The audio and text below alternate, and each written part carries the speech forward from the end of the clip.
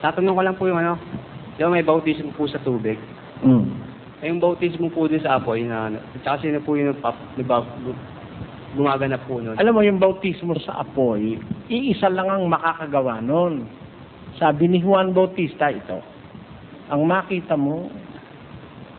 At nagpatotoo si Juan na nagsasabi, nakita ko ang Espiritu na bumababang tulad sa isang kalapati na buhat sa langit at dumapo sa kanya.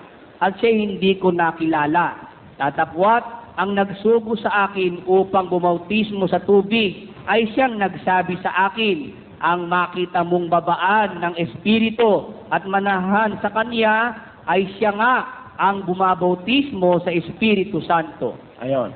Ang makita mo na babaan ng Espiritu, siya ang bumabautismo sa Espiritu Santo at doon sa kabila, sa katotohanan ay binabautismohan ko kayo sa tubig sa pagsisisi.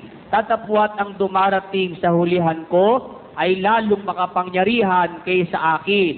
Siya ang sa inyo'y magbabautismo sa Espiritu Santo at apoy. si Kristo lang ang makakagawa nun.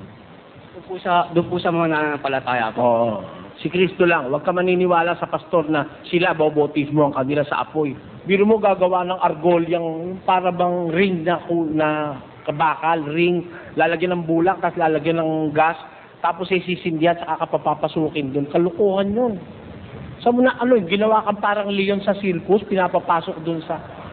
Yung sinasabi sa Biblia, ang gagawa ng bautismo sa apoy, ang ating Panginoong Jesus. Ano po yun, mapipil din po ng yung mga Kristiyano po yun, yung mga sasamba. Kasi ano ba kahulugan ng bautismo sa apoy? Pakinggan mo sa Zacarias. At ang ikatlo, At